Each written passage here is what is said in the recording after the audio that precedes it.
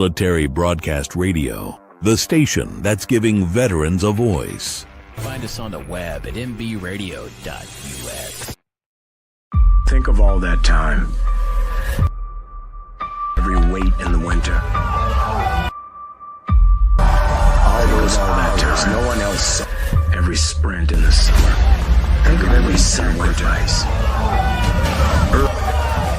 Early mornings on the levee. Late nights in the film room. Bus rides to playoff games. Every bump in the road. Every moment of ecstasy. Every moment of doubt. Years wondering, is it all worth it? It's all led to this. Man, I got this. It's a 60-minute drive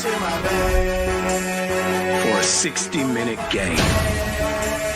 After all the miles we've traveled, we're almost there. After all the hours we've worked, one more can make us legends. After all that time, this is our time.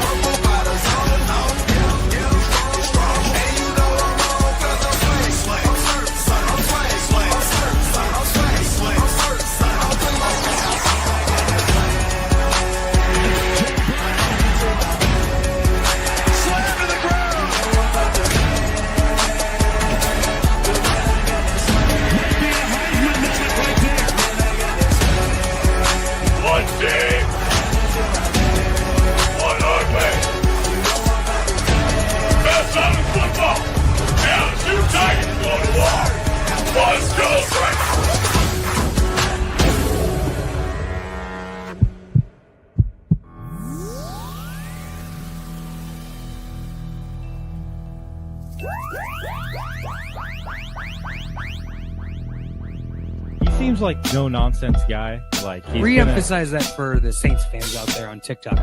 Caveman, what did you just say? The rebuild starts right now. Marshawn Lattimore's gone, so the defense, like we're not getting any better. Looking to get into Smith. What a pass! That's game! T.Y. Smith with the game winner! Oh my goodness! And that is why you have Aaron Fry pass the ball in.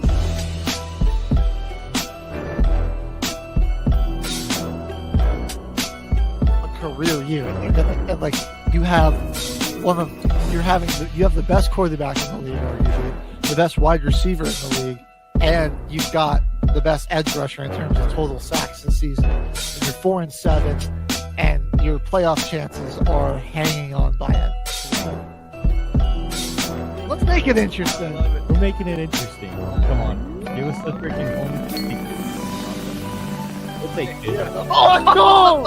Oh, no. Put him in there. This knocked me off. Who the heck is that guy? Deflected good. Help defense from the Warriors. Oh, what a pass! And Kuminga throws it down! This could be the pass of the year so far. You might watch every game the rest of the season in the NBA. Mr. Announcer guy. So don't you go saying that you're never going to see that. You're such a hater. The station where our veterans' voices are heard, MBR Talk. Hey, thanks for tuning in. Welcome, Quack. Program are those of the speakers and do not necessarily reflect the views or positions of any entities they represent. The web at mbradio.us. You are looking live at Till the Final Whistle, everybody. HG and Caveman back in the house. We got H-Train running the soundboard for us. We had a pretty action-packed week and weekend in sports. I mean, I think we got to start it off first with last night, though. Indiana Fever hosted the Connecticut Sun last night, and things got pretty heated in this game.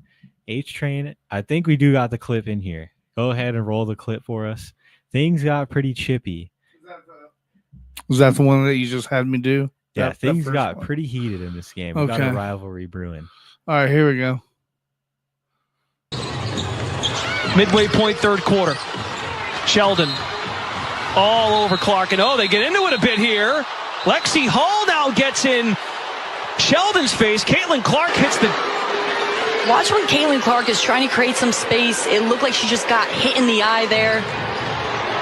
Ooh, and Marina Mabry. I missed that one, Edona. Oh, I missed that one too.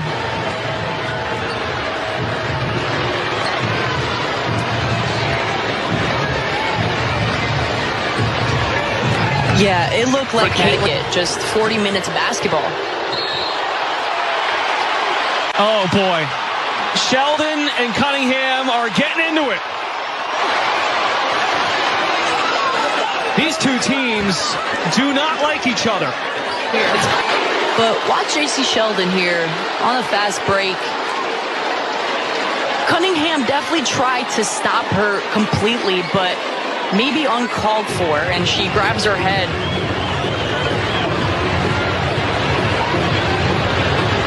Cunningham knew she would have it coming after committing this foul. That's a little payback from the midway point of the third quarter when Sheldon got into it with Caitlin Clark. Marina Mabry got involved. Charles wagged her finger, warranted double technical. 10-point lead for the... All right. Well, It got crazy at the end of that game. That was chippy. Do the women games always result in fights during it? No, it's not. It's Not not often typically. you see that. But I mean, it's so in that we got the level of competition is ramping up.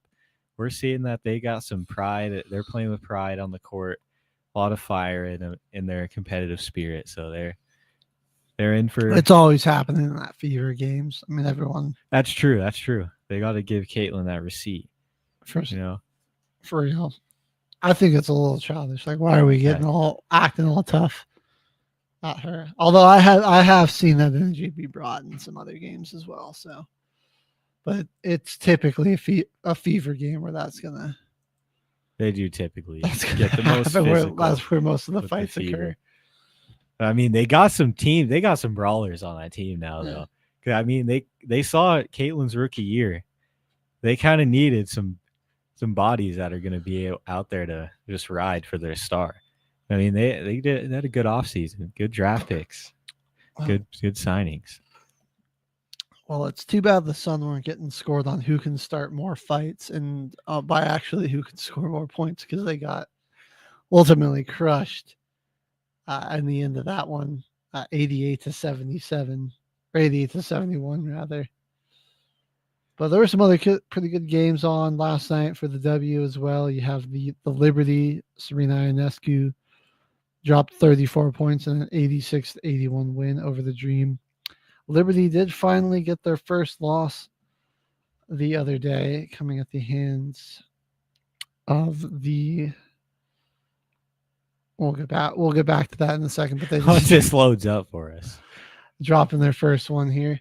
Yeah, been a pretty interesting season so far. It's pretty hype. A lot more than last year, I'd say. Right. Caitlin It was the comes Fever. back That's from right.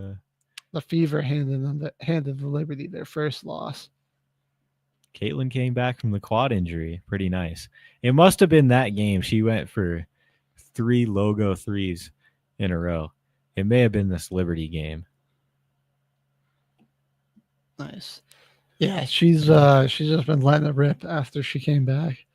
The Washington Mystics, they picked up a nice win last night. Brittany Sky is going for 32, so another impressive performance right there. Yeah.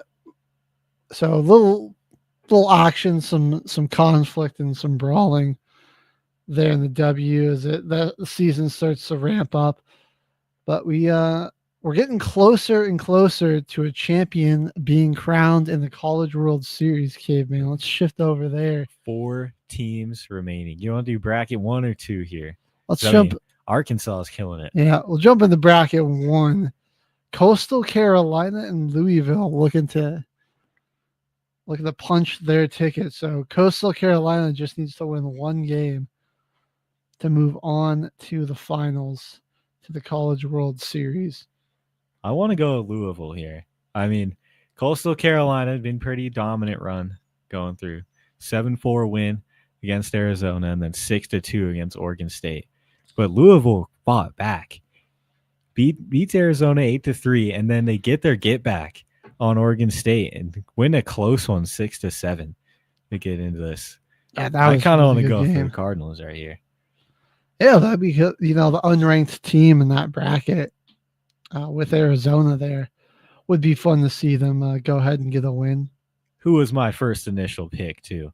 Sorry, Wildcats. We need to get taps on here loaded on the soundboard. Yeah. To play. Every time I pick them, they always make a pretty decent run and then just lose. It's like I just got to pick against Arizona every time, and they might just win a natty. You want to keep believing in them, and they keep letting you down. It's rough, man. They just recruit so well.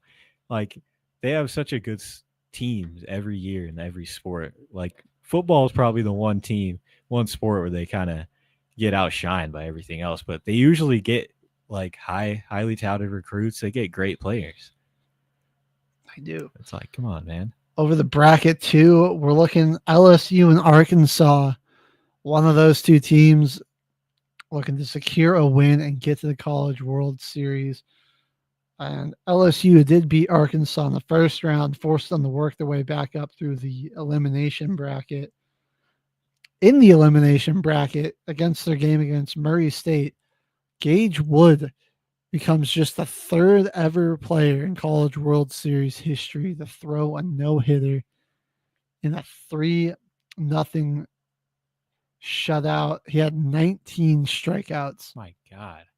In this game. I don't know how it works, but he hit someone with the pitch. So there was one walk. He had no hits allowed in this game. Well, only one person got on base because he hit him. So, I mean, one heck of a performance. Game. Yeah, way to show up for your team there. Pretty much a perfect game. So take that. The Razorbacks, they took that momentum, got a 7-3 victory over UCLA, and now they're looking to get their get back on LSU. I believe in them. Obviously, I think you got to get Gage back up to the mound if you can. I think I was trying to look at this UCLA game to see who started for Arkansas. But like if they got Wood starting here, I think LSU is going to run for their money. Might be tough for him to play. I mean, it's when you pitch all 9 innings. Yeah, to be good to go, within a couple of days is a real hard thing to do. It's really only a 1-day break. This game is going to be at night, but still, he has less than 48 hours to recover from pitching 9 innings and getting 19 strikeouts. But the Razorbacks, they got a deep team. I believe in them, their ability to go into their bag and pull out this victory here. So Arkansas, Louisville would be our prediction here. That'd be a fun certainly be a very interesting World Series. Two teams that don't really see each other too often. SEC and ACC representation there. Does the games work the same where Arkansas is going to have to win twice here because they already lost to LSU once? We'll have to. Okay. So this is we're set up we got a good 3 games, LSU, Arkansas, in this postseason playoff. So for baseball, LSU team is pretty good though, man. They got a lot of skilled players, good bullpen, good batting rotation. They're just super consistent. You don't really see a lot of bad performances out of them, so they do kind of force you to play well. And Rockies, the Gage Wood guy, maybe sometime in the future, maybe looking to try and get a guy like him on the roster. Yeah. Just anybody that could pitch, really. Yeah, just anybody. Just get a guy from the front row at this point, because 45 runs they've allowed in the span. Yeah, between this week and last week's episode, June 11th to the 18th. 45 runs. 45 runs allowed. That's insane. So I've already done 340 squats with my 40-pound weight bar on my shoulders. I didn't have any weights on the side, just straight bar. When I did that, it probably took me a couple hours on Monday, just throughout the day. Did a few sets of 10 and took a break for a while. Went back to it and then went back to it. It was, man, I can barely stand up. That staircase outside the studio is insane. That's usually, I can get up, down pretty quick. We're walking speed everywhere today. It's rough. That's a lot of squats, even it's if rough. It's not a ton of weight. That's how I ended up hurting my back doing squats There's too. Just a sheer amount of them. My legs are just so sore. I didn't even have that great a form either. But geez, maybe this would motivate the team. Hopefully. I spaced on the onions, so I'm gonna have to bring those in for next week. But I'm already up to 45, so we're gonna just have to do double now for next week's episode. So I really just made it worse on myself. Yeah, that's horrible. They play tonight as well. This is the final game in the series against the Nationals, which we're looking like we might sweep them. That would be we're crazy. Up 2-0 right now. 16-57 is still horrible. But, I mean, we could get our first series win that's a sweep on the year and chalk something up in the win column. I mean, you don't want to be that team that gets swept by the Rockies. By us. Yeah. But, I mean, it's bound to happen, so it's the Nationals. They let up 45 runs in 7 days. There's no way these guys can sweep us. But some solid games against Washington. And we really played them pretty good. 2 come from behind wins.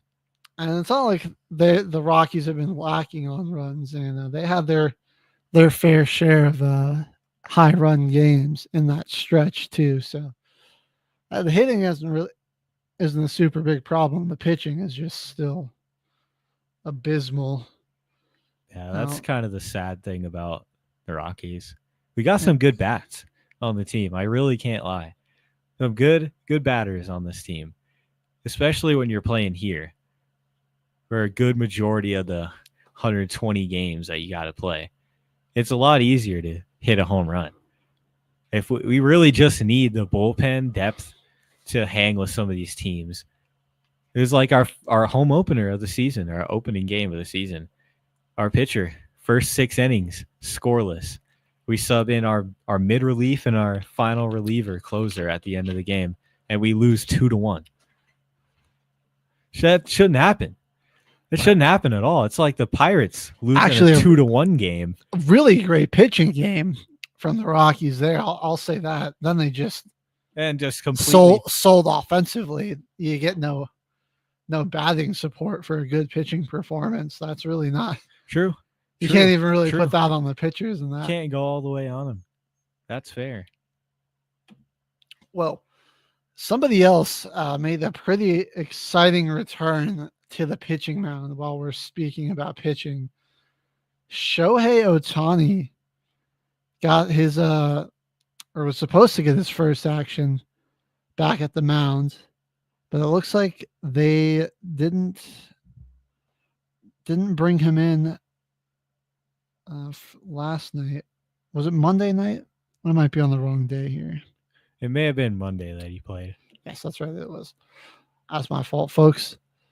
I was like, I had my anniversary dinner that night, but I was keeping an eye on everything going on. I was like, come on. I was like, I'm confident Ohtani's come in.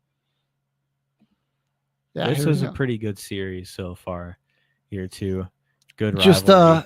Just one inning for him. A little bit rough start to get back on. Gave up 2 hits and a run. So gave him a 9 ERA in that, which was Jesus. That's kind of messed up. For just giving up 1 run. Yeah. That's messed up. And then turned into a bullpen game for the Dodgers after that. But they still, managed to get the win over the Padres 6-3. after getting just smoked a few days ago, 11-1 in their series against the Padres. They've been dominating it for them. They've been dominating it since then. An 8-6 win last night, 6-3. I thought, San Diego, they're cooling off a bit. They started the season really well, on fire, really hot, and it's not like they haven't been bad per se. I think it's just like the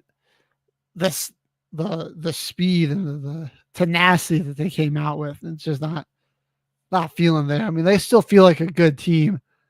They were just, they were lighting it up there to start the year. But you're getting to that like a mid-season before the All-Star break. I feel like you can see some teams, some guys, injuries, fatigue, whatever it is, or just still haven't found their rhythm. Be sort of go into a lull before they get rested up and locked back in for the rest of the season post All-Star break. Yeah, they really did come out slugging, like you were saying. Which, I mean, honestly, if they can get past this little hump of little bit of fatigue, injury, whatever it may be, this team definitely can be very scary. Like we saw them fully healthy at the end of the postseason coming into the year. This is definitely a scary team. Those Padres, because they really didn't lose anyone in this offseason, really. It's kind of the same team that we saw last year, just got more developed. Besides Jerks and Profar, but yeah, I mean, then he gets hit with the PEDs, and you're like, man. I mean, he was also, All-Star last year, obviously, but wasn't I don't think a huge impactor for them in the playoffs. Not as much as some of their other guys. So Padres suck.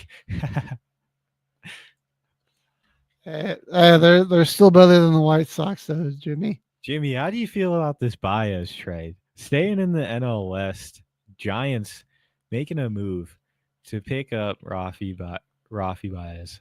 What are you feeling about that, Jimmy? They pretty much Red Sox just gave up that's like your franchise player, like kind of like your star, really. Oh, you're talking about Devers, right? Devers, not Baez. Sorry. Okay, you confused me. That's like their franchise guy. Crazy that they did it. Like they did it again, because I'm blanking on his name, but there was like another fan favorite, franchise guy that they thought was going to be there, and then he got traded. And funny enough, too, they ruined a bunch of Boston dads' Father's Day. They traded the dude away on freaking Father's Day. All those Boston dads are going through it, man. Yeah. Oh, I saw some videos of that, dude. Yeah. One of the wives breaks the news, and they're like, they don't even believe it. They're it. like, yeah, right. And they're like, they for a second thought it was April Fool's. And then one of the dads, he pulls out his phone, he looks at the ESPN notification, and he one of the most sincerest "oh gods" I've ever heard. He's like, "Oh my god," absolutely devastated. Giants won't win anything, but they only gave up a few tortillas and a bag of baseballs. Fair enough. Yeah. What a move by the Red Sox, where you're already struggling to stay competitive with pretty top heavy AL East. Yankees aren't quite running away with it. The Rays are looking a little bit better this season. Toronto's got a few things going for them.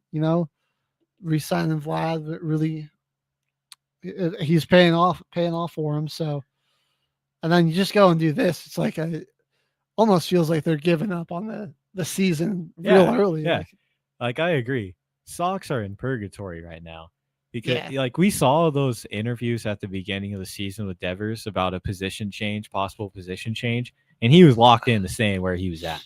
The first interview with the Giants, I'll play wherever they want me to play. Dude, he just didn't want to be in Boston no more, dude. He could have been on any team and said the same exact answer. Oh yeah, dude. Baltimore is getting smacked. We were mentioning that a couple times. It's crazy what's just the flip for that team. I was really high on Baltimore. I didn't think that they were going to be able to necessarily replicate the season they had last year, all the like all-stars and the I don't however many wins it was like a good amount, like 90 something. And that's just been, I mean, they're tanking it. They're going on the polar opposite. Red Sox kind of like they're kind of like getting in that like Bulls or Heat kind of mold of teams in the MLB where it's like you are just going to always be like good enough to be in a wild card position and never good enough to compete for a championship, and you're just not going to be bad enough to get like any good draft capital. Teams are like floating and bouncing around, like whether or not they're trying to be solid or whether or not they're just mediocre. Right. And it's like purgatory, dude. One team that kind of got their way out of it, I think, Detroit, dude. They were always like that team where you just kind of needed them to make a push at the end of the season to get there, to get that wild card seed, and they just never could do it. But this year, it's looking like AL Central is locked down. Dynamic Detroit, Lions, man. The terrific Tigers. Yeah, I mean, I think they're going to run away with this one and the Central and secure themselves a playoff spot. Dude, this team, I mean, Riley Green, I think he's been really good for them. We got to talk like Gleyber Torres was a heck of a pickup by them. He's just made such a huge impact in that batting rotation, dude. But it's that, I mean, again, it's just Scooble though. Like he's him and Flaherty as those leadoff pitchers, which is another amazing pickup. With I think just really good bullpen depth. You got the depth to keep freaking Flaherty healthy enough to play in the playoff series. I mean, they got decent, like they've got like decent enough sluggers where I mean, like I don't think their offense blows me away, but I mean, like when they're pitching, their pitching is on. It's on, man. So like, and like they got good. Like when you've got like the bullpen, you got like you don't really need all-star batting. You just need complementary offense, man. You need relief, right? You need that relief. If you can do something elite, you just need complementary around it. Yeah, I mean, Cy Young, didn't he won it last year, right? It was him and Chris Sales. Yeah. So I mean, Scooble back to back. That is definitely what I want to see too. Right. They just got to make it there. We're hyping them up. I just want to see them in there. Yeah, we haven't seen this team make a deep playoff run yet. So fair enough, Jimmy. Fair enough. Yeah, I don't want to pin them the champions yet. I mean, especially when you've got the billion-dollar teams of like LA, the New York teams. Oh yeah, because they're AL. They got to go Mets, not Mets. They got to go freaking Yankees here. Yankees. Guardians, even though they're struggling, I think are still a team that could give them a run for their money in the end. Astros are also having a pretty good season. I mean, they'll steal your pitching signals anyways, and like, hey, you're great Get pitching. The drum anyways. line out there. Shout out Jamie Foxx. I do think like way too early predictions and everything that we got going on so far. Like an NL team, I think will still probably win it. I mean, there's just so many good teams in the NL, man. The NL East, man. I like the Mets and the Phillies. That's going to be such a battle for the whole year. Like that's something I'm keeping a close eye on. Because that's just some really good teams there. And like the Phillies, I keep saying it, like that's a team that I think is going to have a lot of desperation, just knowing like older roster, the windows, it's closing. I mean, you got 2, maybe 3 years left on that thing, for being honest. Yeah. So, and we'll see like Juan Soto starts playing like he did on the other New York team. I just thought he's still been, for the amount of money they paid him. He's not there yet. He's got to get settled in. Really letting down. All right. So going over here to some of the stats now, just looking at who's been kind of taking the lead on some of these. Look at pitching. give them a shout out to start here. Max Fried leading all pitchers with 9 wins. So he stepped up in a big way after Garrett Cole got hurt. He's been pretty crucial for the Yankees. And right behind him, his teammate, Carlos Ronda. Yeah.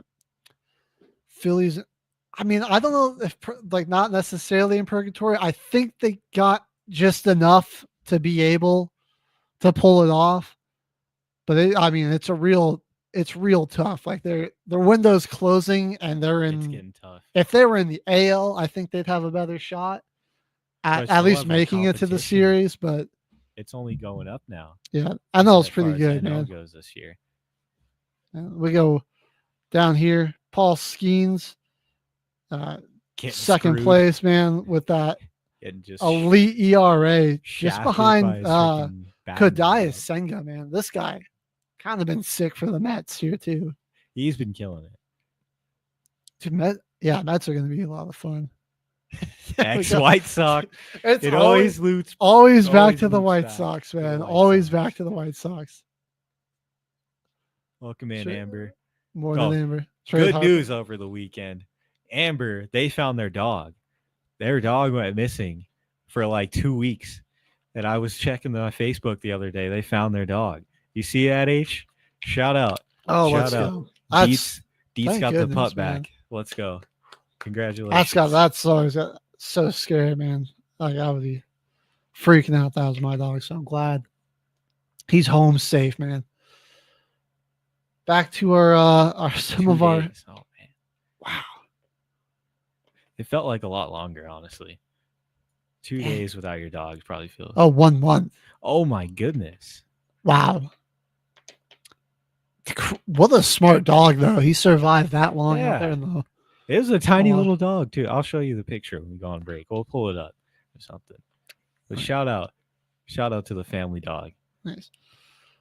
All right, who are some of your save leaders in the pitching department? You got Robert Suarez, San Diego Padres, Carlos Estevez from Kansas City, Kyle Finnegan, Andres Munoz, and Josh Hader rounding it out on Houston. So like something I'm kind of noticing, the teams that got like good pitchers to come in and start the game don't always have the best relief pitchers. Yep.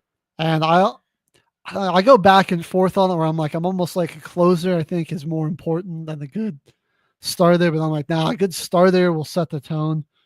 Goes back and forth. Your strikeout leaders is our boy Scooble up there with 111. He's third. Mackenzie Gore of Washington and Garrett Crochet of Boston up there. Chris Sale rounding out the top 5. Half his. Wow. Jeez. I mean, that's Trooper crazy. right there. Found just enough to be able to, eat and drink it just enough to survive. What a smart, resilient little pup. You gotta make a movie about this dog. I know. What a story. All right. Well, who's some of our, leading batters going on in the MLB right now? Obviously, Aaron Judge is tearing it up with, leading everyone in batting average. Hits by about 30. Yeah, Holy 372 is crazy. Yeah, he's second in home runs. He's on the top list of runs batted in. Just 100 hits on the season. All over the place. That's not a surprise. Shohei hitting his home runs. That's doing what he does. We'll see if he gets back to the ex-White Sox players. Oh, sorry, Jimmy. It's got to be rough watching those guys just tear it up on their teams. It's every single team in the league just has ex-White Sox players at this point. I mean, it's crazy how they're like the farm system for other teams. Yeah, Triple A, Double A. Who? Let's go hit up Chicago White Sox, man. That's interesting. Guy that just got traded away, Rafael Devers, man. 5th on runs batted in this season. He was putting in a lot of great offense like that. But yeah, the Dodgers, man, they're going to be all right. Freddie Freeman, Will Smith up there top top ERAs as well. Like Kyle Schwarber, man, he's been cranking some homers.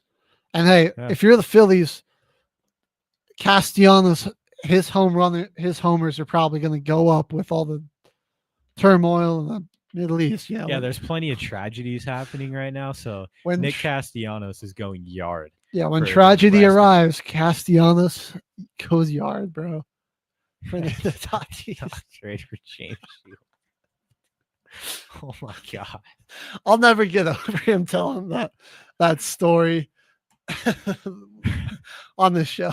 That was, I mean, I've heard like guys tell stories about their girlfriends cheating on them. That's worse. They sounded less betrayed than that. Yeah, God. Oh man, my reaction to the Tyler Shuck pick is never gonna compare to his relationship with the White Sox.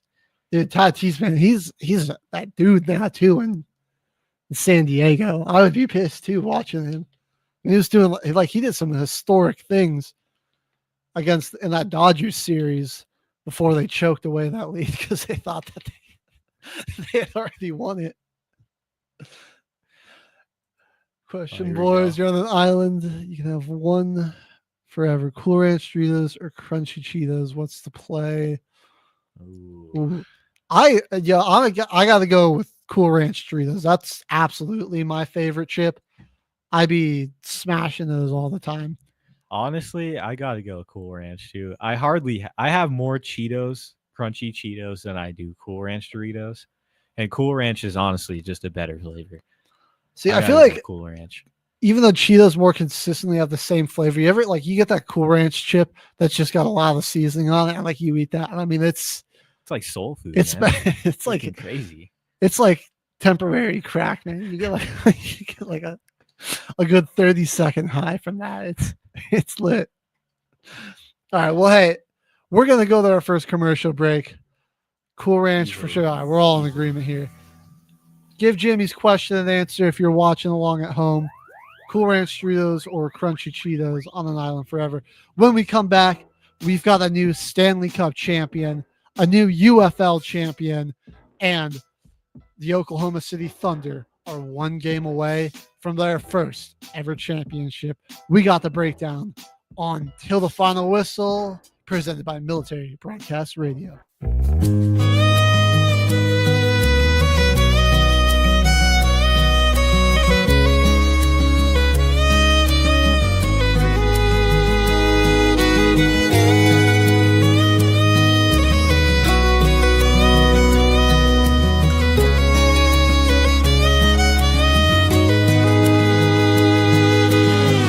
Everywhere I go, trouble seems to find me.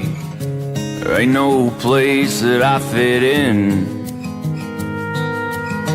Raised in the backwoods, and just like him, oh, I'm a fighting man.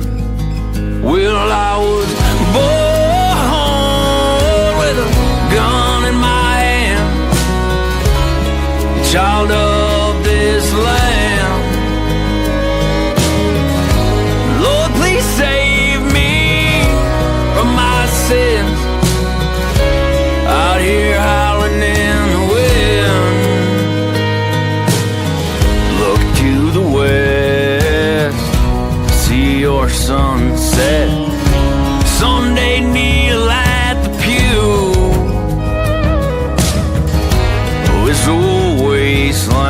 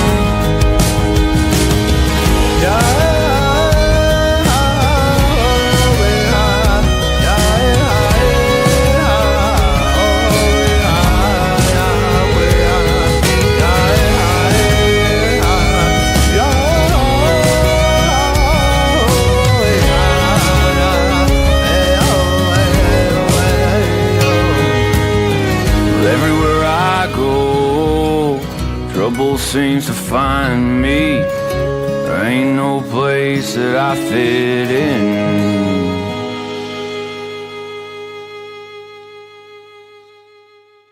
The station where our veterans' voices are heard. MBR Talk. Hey, thanks for tuning in. Welcome, Quack. Program are those of the speakers and do not necessarily reflect the views or positions of any entities they represent. The web at mbradio. Brother, you crack me up, man. It just comments Dorito. It's like 2 to 3 minutes after the segment. He is at work. He doesn't have time to type out paragraphs. He's there. He's here though. Yeah, he's doing his best in between making bowls of mac and cheese for the hungry folks of Colorado. But all right, yeah. If you missed it when we left off, question from our former co-host who's out and doing his thing in North Dakota, almost said Nebraska, North Dakota. Jimmy Covers asked if you were trapped on desert island, you could only take one with you. Cool Ranch Doritos or Crunchy Cheetos, what you taking? So far, it's been all Doritos dominating. Just like the Florida Panthers dominated the Edmonton Oilers to close out the Stanley Cup. It was unfortunate. They handled them. Yeah. They really handled them in this series, just like everybody else. You thought, all right, maybe there's some hope for Edmonton to extend this. They get back in overtime, overcome a 3-0 deficit going into the third period, get an overtime goal. Like some momentum shifting back to Edmonton, take a 3-game lead, and now Florida just came out. Cheetos. Yeah, interesting pick there. Smacked them around their final 2 games. Close out the series 10-3 over the final 2 games. The finals too. All right, and we'll just jump to Game 5, where it was just it was a Sam Reinhart show. To be honest, 4 goals. This one was. He was the show. Cooking in this one, man. Got the hat trick. Then he's like, you know what? One more for good measure here. Interesting enough about this one. No power play opportunities for either team. They not a ton of penalty minutes. Only 2 for Florida, 12 for Edmonton. So, a pretty clean game from both teams. Just no offense whatsoever out of the Oilers. They got one late, kind of like whatever goal. This game was pretty much sealed up for Florida. I'd say around the 8-9 minute mark of the third period. You're like holding on for maybe a little hope that Edmonton could come back, and it just never materialized. They had to go empty net fairly early, and then they're down 3-0. I think they went empty net with 6 minutes, 5 minutes. Yeah. Don't even remember. And then boom, 2 back-to-back goals got scored on them. 19 shots attempted for Florida in this one too. Just accurate and efficient in this one, just surgical. Right. They picked them apart. Just picked them apart. Dynasty, man. That's a great team. And yeah, they're very, very deserving of it. You look at how they went through this postseason, weathered a lot of adversity, some real tough opponents, and they just were unrelenting and ran through them all. It was a fairly good gauntlet. They opened with Tampa Bay, and then you've got play Toronto. Toronto, that's right. That one went to Game 7. Yeah, that was a super close series. And then Carolina, their defense had just been, smothering people all postseason, and they just picked it apart. And they like flipped it. They flipped it back on them. They were running a lot of the defensive formations and schemes just back on Carolina's face. They couldn't handle it. And then here, yeah, I mean, close couple first games, but like half the series, Florida was just in control. And the other games where Edmonton was able to force overtime. I mean, if you're going to be able to dominate in 3 games, yeah, you just need, and force OT in the other 3. Yeah, that's all you need to do is sneak out 1. Yeah. Yeah. I mean, you got to do. The Oilers, I think looked like they were going to make it a series, but this one kind of got out of hand. I just think again, I just think like overall, I would take the depth of Florida over the star heavy like front, or starting lineup of Edmonton, where it just it didn't come through for them. Yeah, they just kind of a hopeless feeling for them, where it's like they had to even make the games close and competitive. They had to play like almost perfectly. And even then, when you do almost everything right, Florida still got one out. And then when you had any type of struggle, I mean, they just kind of took it to you. I got to look for an incredible stat line here. Here we go. Corey Perry. He has played in the last 5 of the last 6 Stanley Cup final series, and he's lost every single one of them. So first was with Dallas in 2020. Next year with Montreal. The next year with Tampa Bay. Oilers last year. And then the Oilers again. 5 of the last 6. He's played in and lost every single one of them. Corey Perry. An unfortunate Stanley Cup Finals record for that man. Dude, leading to that's 36 years now. I mean, I don't know if I would think I would just almost rather not even make it to be that close that many times and then lose and then not win it time. Once. Oh my God, that's gotta be just gut wrenching. So what do you think? What's next for the Edmonton Oilers? 2 years in a row, they come up short against the Florida Panthers. And I would honestly say that they got manhandled even more than they did last year, where like it was starting to become, I think after that 6-1 victory by the Panthers, even though I didn't want to admit it, I wanted to see Edmonton get back. Once that 6-1 victory in Game 3, I was kind of like, that's when it was kind of over. Really, I think Florida's gonna take over in this one, and Game 4 gave me some false sense of hope because Edmonton squeaked out a win there, and 5-6. BTA. Just see if you're the Oilers, where do you what's your move? How do you adjust to finally get over the hump and win one? I mean, I don't know. I think it's just going to be tough for them to come back. You go to the Stanley Cup Finals. I mean, 2 straight years.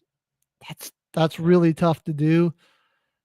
The West is certainly really competitive. I mean, to go 3 times in a row. I mean, we saw Florida do it. Can they put together? But I mean, that's dynasties are few and far between, and very rarely do they coexist. Do 2 coexist at once? I mean, you have one or the other. It's just there aren't really multiple dynasties at a time. Yeah, it's hard to make that work. I mean, do they really have enough contract capital space open to fill out that depth issue when they have all these stars on their front line? I mean, because you got Connor McDavid, you got Draisaitl, and I mean, in your defensive end, they still got Evander Kane, guys like him. There's a lot of people that get a respectable pay cut of this team. So, I mean, it could could kind of become an end to their little run here if they can't figure out some of these issues. I do think it'll, like, they're not going to fall off a cliff by any means, but yeah, I wouldn't be surprised if we don't see Edmonton. I don't with a think shot they'll be back able to at the dominate the West, at least like they did in these series.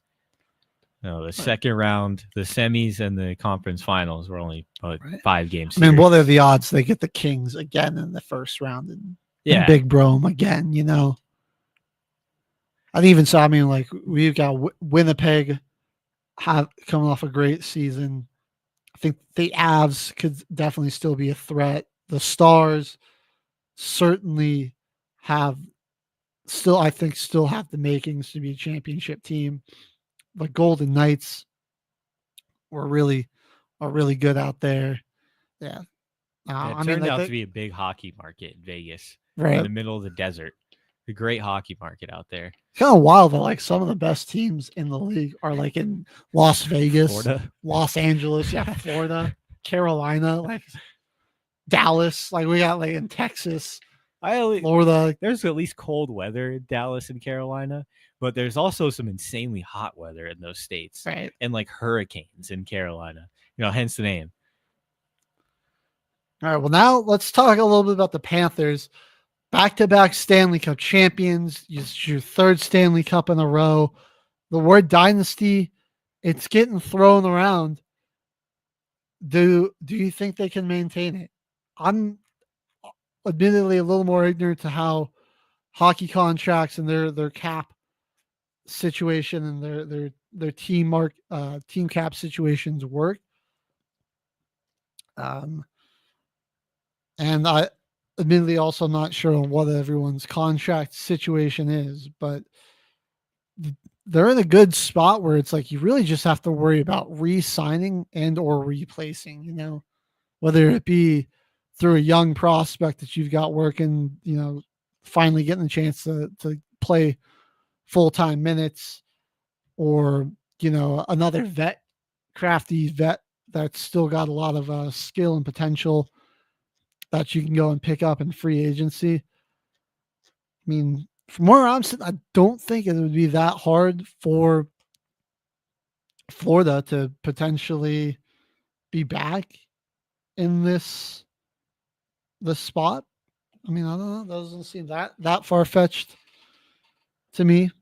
I just don't want to see him win it again. At least, like, the three-peats, it's cool and all, but at the same time, it's also like I don't want to see so much of a repeat on every season. It's like, imagine how the fans feel too, when it's like when Alabama's winning all those national championships. It's like, got the question people asking each other, like, hey, you going to the parade this season? Like, nah, last year's wasn't that cool. I might go next year. It's like for the championship parades and celebrations. It's just like, how did those fans feel after you win so many of them in a row?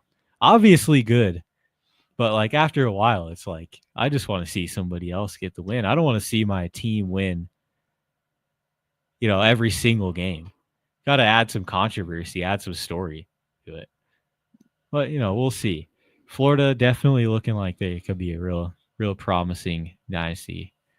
They're building to it. I don't know.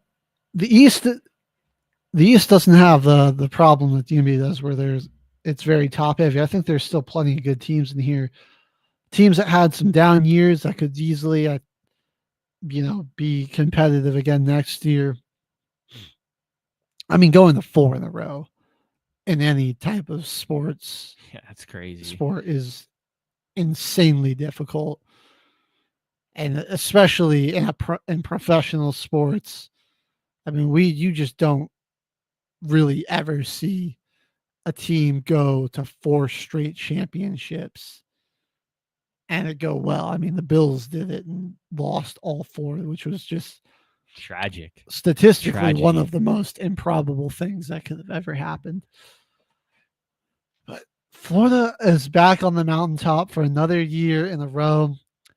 And keep in mind, like, the dynasty doesn't have to go to the championship every year. I mean, like, the Patriots 20-year dynasty. They only won 7 Super Bowls. So, but that like Florida, there'll be a target on their back, and they'll be like, that's like the team you got to beat if you're in the East. Like you got to get past Florida. Like that's just going to be. Like that was just how it was for years in the AFC. If you wanted to go to the Super Bowl, you had to get past Brady and the Patriots. Or hope you didn't run into him. Right. That's MJ's Bulls in the 90s. You had to get past him if you wanted a chance, and nobody did. Or even like the Spurs or the Warriors. Yeah, you just got to get past them. Now with the Chiefs, that's where. Yeah, that's kind of where Florida's probably going to be. Like that's like if you're a team in the East, like you're probably going into the postseason with the expectation we're going to have to beat Florida. That's a target on your back, but like the great teams, they welcome that target and they love that, that they're the bad guy that everybody's gunning for.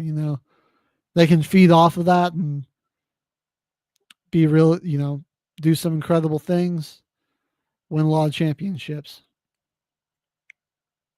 But it was hell of a hockey season though, for sure. Great postseason. This was a good postseason. I enjoyed the hockey. A lot of great series. Super competitive matchups. Even though those series that were like gentlemen's sweeps, I think we still got some really good and exciting hockey. Yeah. And overall, I'd say a pretty good Stanley Cup. You know what, man? I'm saying it here, Jimmy. I don't know if you're still watching. Watch out for the Blackhawks, baby. Let's go. They're rebuilding. They're bringing it back. They weren't the worst team in the West this year. The Sharks were. The only thing going for the San Jose Sharks is that they have one of the best mascots in hockey. SJ Sharkey is pretty cool. But the team wins 20 games a year, so you're going to see the freaking dude in the shark costume. My dark horse team way too early for next year, the Utah Hockey Club. Well, they're going to be the Yetis next year. I still think they should have been the Profits, but that's whatever. They're the Yetis. I thought they were going to be freaking. Maybe I thought I heard that they were going to pick the name the Yetis. That's cool. That is a pretty good one. Right. Utah Hockey Club. That's that's my way too early dark horse team that I'll either look like a genius or they're going to be the Utah Mammoth. Mammoth, okay. That's like a Yeti elephant. I was close, bro. I was pretty close. All right, Caveman. Well, what do you think we go with next? We got NBA Finals or the UFL Championship? Two exciting things to talk about here. Well, DC ruining our weekend 2 weeks in a row. The game was exciting at the beginning. Dude, it was for the Panthers. Even though like DC pulled away real early, I think it was still exciting. 58-34. We got defense, some points up. Get that out of here. Yeah. Big plays all over the field. There were some big defensive swing plays. Guys were just slinging it. Dude, one bad quarter for Michigan, and that's where it got away from them, giving up 31 in the second. Yeah, that killed us. 31 in the second. Yeah, they didn't even need to score really the rest of the game. God, just those big plays too. They hit on a number of bombs, just big run plays, or just Teyamu heaving it down the field. This was his best game, and 390. How touchdowns. This is just how locked in DC's defense or offense was this game. All right, I'm just gonna go ahead and read you the result of every drive they had this game. So touchdown, field goal, touchdown, touchdown, touchdown, touchdown, field goal, touchdown, touchdown, touchdown, end of game. They got the ball, they scored. Every drive, they went down. They had the backups in at halftime too. So the backup guys going down, driving them down the field later in the game. It was terrible, man.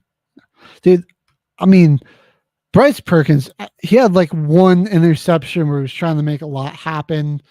I don't even think it was the like worst decision. The defender just, like it was probably not the smartest, but like given the situation and what you needed to happen, I can't knock you for trying it. One pick, I mean, had some inaccuracy issues, but like 21 to 35, 348, 4 touchdowns. Like he didn't really do a lot of running either. Like he didn't use his legs a whole lot. He just 8 rushing yards. He just sat back there in the pocket. He did a lot of scrambling, running for his life back there. You want to talk about dialed in? Jordan Tam, 21 to 28, 390, 4 touchdowns. Best performance of the year. Does that performance warrant a spot on an NFL roster? Call up to a team on training camp?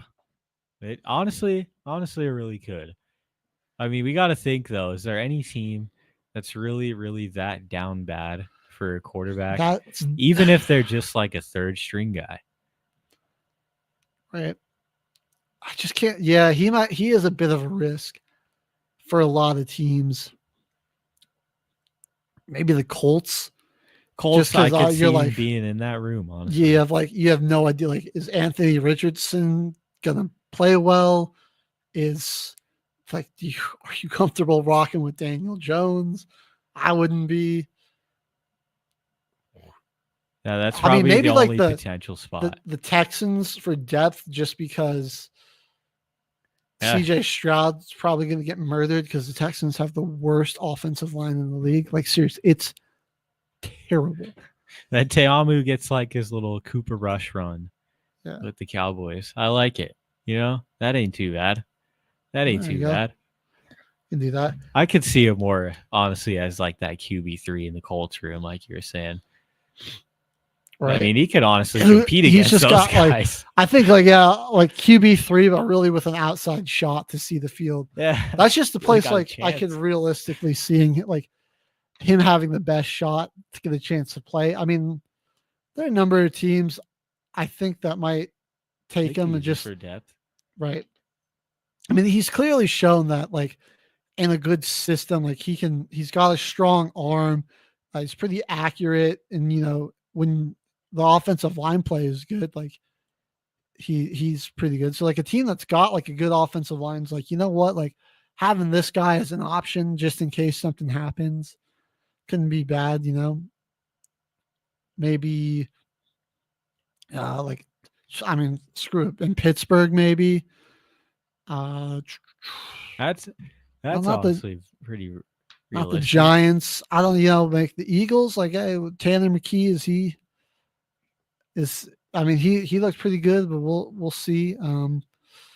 Maybe they're like, yeah, bring him in there, like a dude that can, stand in the pocket and be comfortable while our offensive line gives him an ungodly amount of time, and then just throw bombs to Smitty and Devontae Smith. Like, oh yeah, like a team that's got a good QB situation, but it's like, if something were to happen, we've got the tools and stuff for this guy to come in and weather the storm, Yeah. He's not going to come in and be the MVP, but like the guy that just will not F it up while you let, like, if it were the Eagles, Saquon and the defense and AJ Brown, take the reins and lead the team. Another guy who I think might get some calls, Jaden Mickens and Cornell Powell. But Mickens, he was just an explosion in this one. And I think Cornell Powell has, I still stand by Chris Rowland, best receiver that DC's had, but like he's just so small for the NFL. Cornell Powell has the body type and I think the skill set to compete on a roster. I mean, he'd probably be more of a slot guy. I just don't think he'd be able to really play. Like, I think he would probably get, bodied by bigger corners outside, but like in the slot, I think you could find some gadgets and stuff for him there. So potential guy that, might make it to the NFL. And we'll give Malik Turner some props here, man. He did everything he could. Gabe Davis, 2022 AFC Divisional Game stat line. 10 catches, 168, 3 touchdowns. But he went off. Did everything he could, Malik man. Turner. He did everything he could. You and freaking Bryce Perkins carrying the team. I'll give a shout out to Nate McCrary, though. We were not really anywhere close to wanting to run the ball in this game compared to DC. They got 35 attempts. Go ahead, 18. He just got down by so much. It's like he just really couldn't. We're not do running the ball anymore. Yeah, that was tough. Right. I think barring that, he just didn't have that like collapse there in the third quarter or the second quarter rather. This is a much closer game because it's just all those the second half possessions. It was punt, fumble, punt, and then they hit that deep play to Turner right before halftime, and then come out. All right, we're not totally out of this, and then you throw a pick, and they go and just drive score down the field and score on us. Score a touchdown off of that, and kind of put it away. Yeah. So Michigan, I think they'll still be competitive. Bryce Perkins, MVP of the league. He's another guy where it's like, will he get a shot on an NFL roster? Although he might also just opt to come back. I think same thing with Te'amu right there. Yeah, they might just want to start. I mean, it depends on what the pay is and everything, but I think that'll ultimately be the biggest decision there. That concludes an exciting UFL season. Year 2 of the league, I think it was pretty successful. There were some really good games. And it's almost starting to get this like college feel to it where it's just like chaos could happen at any minute, It's honestly like chaos is the name of the game.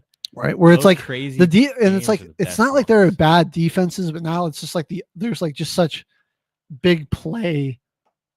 There's just such a big play ability there that it's real exciting football to watch.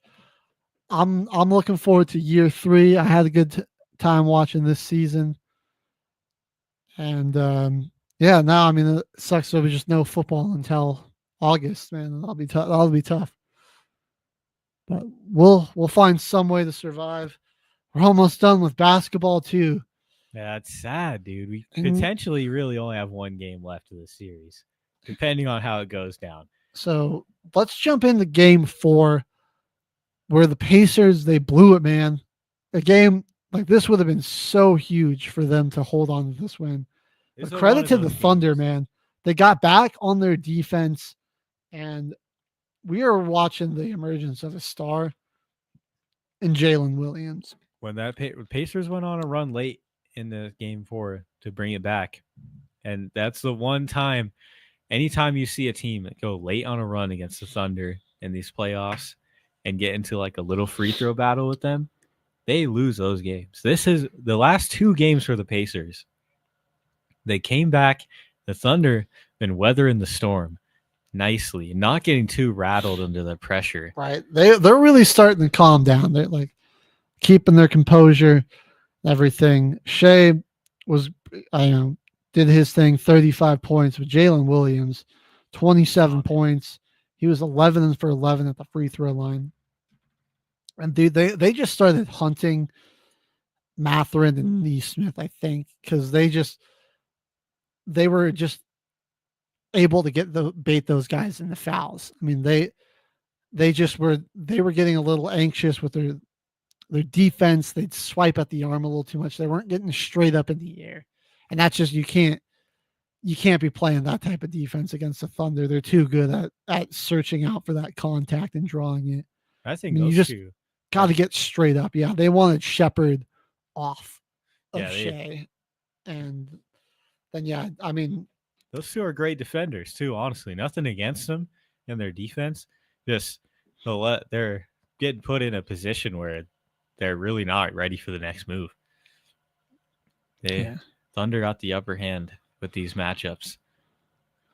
But Halliburton the shooting pretty off for him there too. Only 18 points. Obi Toppin with 17.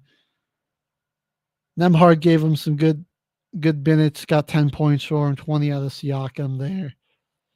Like, really, it was a solid team effort there from the Pacers, but I think just the point barrage late from J-Dub and Shea, and then Caruso also given 20 off the bench.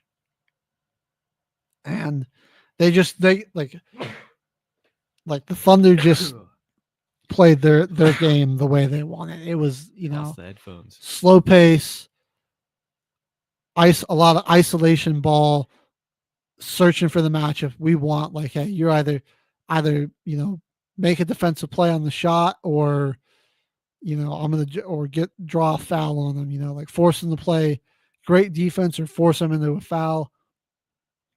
Shea and J-Dub hit some really clutch shots. They get, like Lou Dort, he just annoys me because he always like hits a big three in these games, and I have like an unnatural hatred for Lou Dort that we won't get into, but he just irks me. And then I think Chet, dude, some of the rebounds he got down the stretch, he was really going all out for those. He had 15 boards in this one. And while he only had one block, his protection of the rim can't be undersold. But I think the real thing here is that, like, the 12 steals by the Thunder, 5 from Caruso, 3 from Shea. They were a big part of it. And it was just, like all the turnovers they were forcing down the stretch. And they just relied on that defense and then let their best scorers create for them in the half court.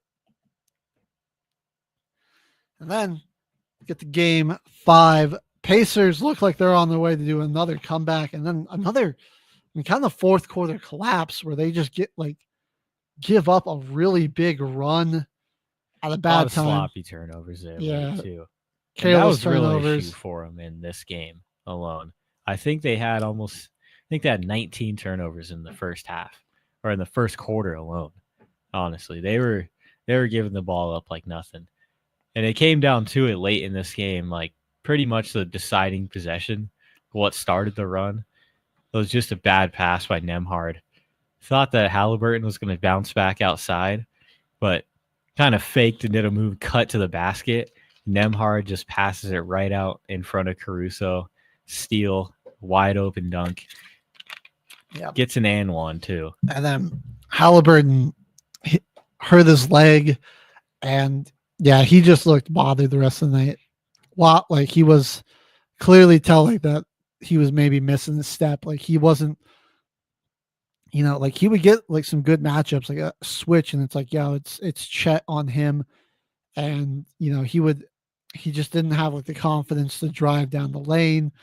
And when he like pulled his shots, I mean, he didn't make a shot from the floor. All of his points came at the line.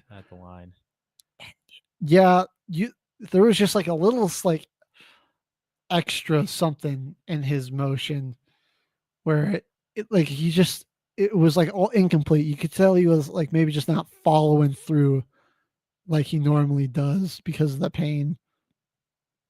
And that's a tough situation. Your star player gets hurt. Must win games. Right. Too. It's like not something. Siakam gives you some good minutes, but I mean, back to Jalen Williams. I mean, this was like the emergence of like a great player here for years to come. I mean, 40 points in the finals. Shea was pretty good in this one too. 31 blocks, bro, is what I want to talk about. Yeah, Shea, dude. 31 points, Holy 10 crap. assists, 4 blocks, 2 steals. I mean, he had a big impact all over the court. He just scores really quietly. Like, you just like watching the game, you feel like he doesn't have that much, and then they pull up his stats and you're like, oh, he's got 33. Like, what the hell? When you really think about it, like, majority of the scoring in that offense is like, it's him. They just give him the ball and let him attack. It's like he's probably just one of the best drivers to the basket, and probably that I've seen watching basketball ever. Like, this guy, the way he can just manipulate his moves to pretty much do the same thing every time almost. And he's never really moving that fast. He's a great job of putting a defender in conflict, because it's like the way he can like get shots up, it's like hard to contest without, like drawing this contact that usually gets called for a foul.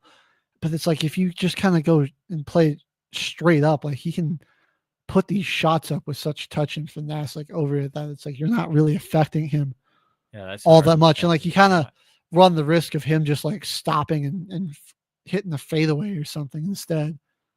And I mean, he's just like his ability to drive and get these layups with it, like in the mid range from that top of that elbow, man, that like little fadeaway jumper he's got.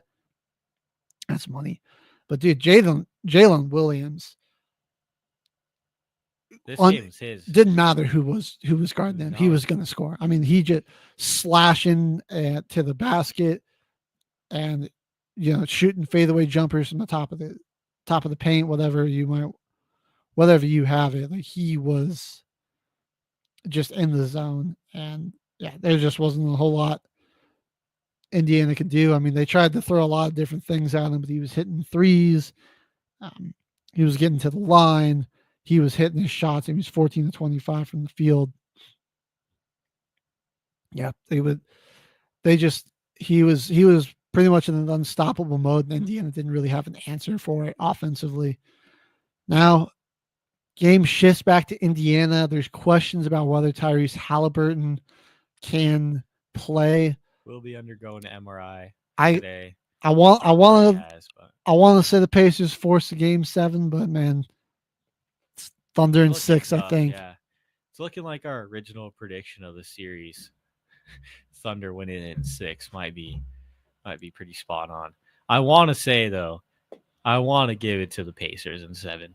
Those games where they've clawed back and rallied and just continued their pressure when it gets into those final moments. They're a 48-minute team, no matter what. They had a little bit of a collapse in Game 5, but they really are a 48-minute team. You can't let go of the gas pedal playing against the Indiana Pacers at all. It doesn't matter if you have favorable matchups on them, because we've seen it this whole series. They've clawed back from 15 points 3 games. May not have won them all, but they play the whole game. They're going to play you all the way. So I honestly kind of want the Pacers to win, but Halliburton shaky on this injury. You're getting good minutes from Siakam, but again, defensively, Mathurin and Nesmith are just being attacked. They have 4 fouls I think in the third. OKC, they're trying to force Halliburton not to take a lot of shots and not get in the rhythm. And I mean, yeah, he's been a little too passive and just looking to play make more. And I think they're willing to live with that. If he gets going, the rest of the team's going to get going more. And that's something they're really trying to take away. They're blitzing him a ton, and they're just, they're bringing a ton of pressure and not really giving him a lot of space to operate with the ball and forcing it out of his hands. So, let us know if you think Indiana still got a chance or if they're unfortunately cooked. Before we head to our next music break, we do got to just briefly talk about a head scratcher trade, because I can't really it doesn't make a whole lot of sense to me. So the Orlando Magic are acquiring Desmond Bane, who is a good player, who I think has, in that lineup, he's got a lot of good potential. But we're giving up 4 firsts and a pick swap and KCP and another, young rising guard in Cole Anthony for Desmond Bane. I mean, Luka Doncic didn't even get this. It's pretty crazy. It feels like a bit of a risk. This feels like too much to give up for something that's kind of a risk. I can see it working in Orlando, but I can also see it being like a real, like a trade that doesn't move the needle for the team a whole bunch, and you're still not able to compete with the top teams in the East. I think defensively, that starting 5, dude, could be potentially be right. one of the best. I mean, it was Bane, Suggs, Franz Wagner, Banchero, healthy Wendell Carter Jr. I mean, that's a great. It was already like lineup. One of the best defenses in the league last year. I think they were number 2, just behind the Thunder. So, I mean, yeah, that's going to be an elite defense, but will it open things up for them offensively, which is where the real struggle was, especially in the postseason. I mean, I guess only time will tell, but I don't like giving up 4 first-round picks for this. All right, don't go anywhere, folks. We're going to do another quick music break, but when we come back, the long-awaited return of the Team Builder Challenge. It's back. We're going to do the 3,000 career touchdown challenge, so don't go anywhere. All that coming up until the final whistle on Military Broadcast Radio. It's time for a vacation, and Fairway Travels is here to share great specials for you to choose from. Discover the charm and features of one of Sandals' 16 all-inclusive, luxury-included, adults-only resorts, or a family-friendly beaches destination in the Caribbean. Or how about a couples resort in Jamaica? If cruising's your preference, get Thunderstroke aboard Carnival Cruise Lines or set sail on an award-winning Royal Caribbean ship. Join Virgin Voyages now for a wonderful adults-only sailing. It doesn't matter if you choose to travel by plane, train, automobile, cruise ship, or rowboat, we can help you reach your dream destination. Contact Fairway Travels today at 228-365-1012. That's 228-365-1012. Or email bookitnow247@gmail.com. Fairway Travels, where your journeys keep satisfying. The station where our veterans' voices are heard. MBR Talk. Hey, thanks for tuning in. Welcome, Quack. Program are those of the speakers and do not necessarily reflect the views or positions of any entities they represent. The web at mbradio.com. You are looking live at Till the Final Whistle. The boys are back, and it is time for the segment that we've been waiting for. H-Train, get ready to hit it. It's time for team building exercise. We haven't done this for a while, everybody.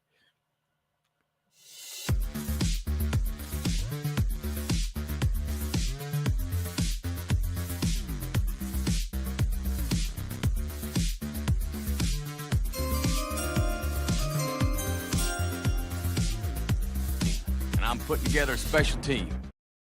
All right, now, if you don't remember this challenge specifically, we are trying to build a roster of players that is going to total out to 3,000 touchdowns. It's going to career touchdowns numbers here. Right. And we get a total of 5 quarterbacks, running backs, tight ends, and wide receivers. We got really close the last time we did this challenge, Caveman. We've been right there every single time, honestly. Yeah. The first few were shaky, but we're getting the hang of it. I did just check. Last time we got to 2,791. And we had a couple of like rough spins where we got like we just got screwed. A bad the wheel franchise. Did not like us, yeah. Back to back. So we will, but obviously if you're playing along at home, feel free to send over your suggestions. We do read the chat. And help us complete this challenge if you want. Join in. The more the merrier, we say, or fact check us, because sometimes we think we know a guy was on the team and then he really wasn't. So we're going to be starting off with the Browns. Not the strongest start. It's not the strongest start. We definitely don't want to get them more than once. I'm trying to think like if there's anybody that was like had a good career that briefly stopped in Cleveland. Only one that comes to mind is Amari Cooper, but I just don't feel like he's played long enough. And his production has had a bit of a dip. So, I mean, we usually go with like Jim Brown here. I feel like he's a solid option. Do we just roll with Jim Brown again? I'd say Jim Brown. If it spins back to this, say we go Flacco. Okay. Say we go Flacco. Well, start Jim Brown. I like Jim Brown more. And let's see, how many touchdowns did he have in his career? 106. So we're actually off to a great start. Solid. That's pretty good for a running back. That's good. Like that's one of the better numbers you can get for running back. The Vikings. Vikings don't go to the Titans. Yeah. Okay. Well, we could have gotten Randy Moss either way, right? I mean, we have to do. This is Randy Moss, no question. Give right? it up. easily. Gotta You have him. got Moss. That's a big 156. So that's going to be Here we go. major. Here we go. Next spin, everybody. Alrighty. It's a good start. Oh, you know what? Almost been a while. Almost forgot. We got to get the Jets. the calculator Jets up here. here. The Jets. I mean, Okay. they haven't seen anything special since their boy Namath. Man, I'm like, we got Curtis Martin as a running back, Brandon Marshall as a wide receiver. Low key, I think he could be sneaky. Can throw in A-Rod. Oh, Can't I forget think. about I mean, Aaron we might want Rodgers. to just go Aaron Rodgers. Yeah, I mean, he's got like 500 plus. let's go Aaron Rodgers. If Drew Brees got 571, and I know that for a fact, I know that off the top of my head, then Aaron Rodgers got to have at least around there. We almost thought that Aaron Rodgers 503 touchdowns in his career. Yeah, we'll take that. That's one of the numbers you need to get out of your quarterback to have a shot. Oh, here. you're right there to having our boy Drew Brees. Ravens here. Okay. Oh man, so I don't think we want to do Shannon Sharp because we've gotten burned by him before. He's in the 60s. We gotta stay away from him. The tight ends, that's the toughest one. Gosh, there's. Okay. I remember there's a guy we forgot when we would get the Ravens. It's Derrick Henry, right? We got to just take Derrick Henry. True. He could be a good running back pull. We're gonna lock in King Henry. Yeah, 106. So that's. I don't know if we've ever picked him before, but Steve Smith Sr. had a think we pretty have long done- career. I think he's somewhere in the 80s. He's a solid option for us, for sure. I think that's really good out of the running back spot. So That we're is all solid. off to a good start here. Already up to Give us the 871. Giants, come on. Okay, that's better than the Jags. Way better than the Jags. All right. At least we got a historic franchise here. Yeah. All right. I'm drawing a blank here. I don't think Eli quite tossed enough TDs, man. I think he's like actually somewhere in the like high 300s, close to 400, but I feel like we can get better quarterbacks. I mean, like I'm almost entitled to say like Russ. Do you think Russ would be better? Although we're doing only passing touchdowns for quarterbacks. Yeah. 'Cause if we pick Russ, then we're gonna be splitting our numbers, I feel like. That's true. Did Greg Olson did he play for the Giants, or am I getting him and Jeremy Shockey confused? I'm gonna just We might have to fact check that one because Shockey was a Giant for a long time. But I don't know if I Greg feel like I Olsen remember ever made a Greg stop Olson in there. the Giants jersey. He might have had one final last little stand at the end of his career. Let's see. We're on the Wikipedia. No, he did not. He was a Seahawk to end his career. And maybe this could be potential for running back. That's who though, Saquon. man. Oh yeah, Saquon. Maybe we just go Saquon. We are filling up our running backs pretty fast, but I just can't think of a receiver that was like that guy. Because like OBJ, like he was his prime was too short. I don't think Cruz got all Victor that Cruz. many. I don't even really remember who. Phil Simms was throwing the rock to in there. I mean, we could go Phil Simms. All right. I don't think we've gone that route before. Maybe we just give it a try. I think it might be We worth could it. be selling here, but we're gonna lock it in. Let's Phil try it. Simms. Oh God, 199. Oh, Phil. We sold. Oh man. Okay, well, I don't know why I really, really, really wanted to say Ahmad Bradshaw. I did too. But I'm like, dude, he just didn't. Maud Bradshaw or Brandon Jacobs. Yeah. Dude, those guys were sick, but yeah, just okay. Seahawks. So we can go Greg Olson here. I'm pretty sure Greg Olson's one of the best tight ends we can get. I think we should lock him in. Just True. we don't want to get stuck where we don't have any tight ends, and then at the end we're getting okay, only 60, so that might have been my God. Why didn't we go Jimmy Graham? Oh, it's Jimmy Graham. That's the one that has more. Yeah, Jimmy Graham has more. See, you can tell we're rusty, man. We haven't done this in a while. We're dude. selling out. We haven't done this in All a right. while, man.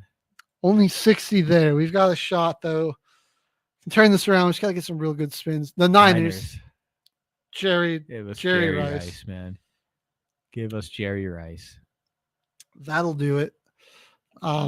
Don't know the exact number, but it's still the most receiving touchdowns in NFL history. 197. Okay, I was actually right. That's what I thought.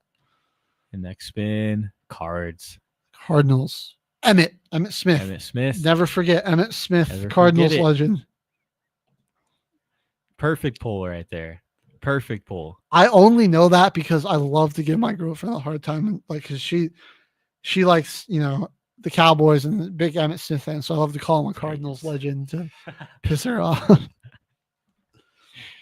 164. That's good. That's good. We're bouncing. We're back. on the Titans here. We've already got Randy Moss. But let's think. I mean, how many old washed up receivers have come through? Maybe even tight ends.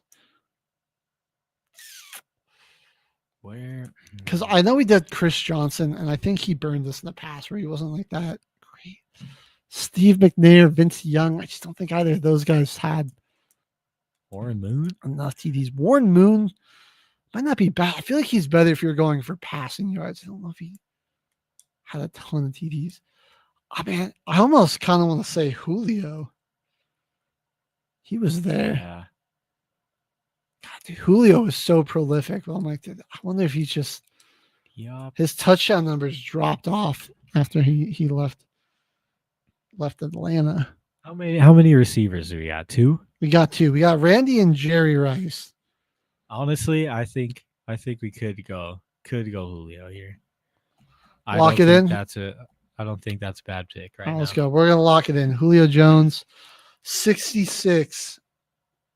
Okay. The only other person I can think of here is Delaney Walker, and again, I don't think it's Delaney Walker didn't have 60 motion like that. God, there's so many old guys that go to the Titans that are washed up to end their career, and it's hard to keep track of all of them. That is very true. A lot of people end up over there, finish it out, All but right. it's looking bright. The future is looking bright as we land on the Saints. Drew Brees. We're just gonna add 571 to the total. We don't even need to search him up on Pro Football Reference.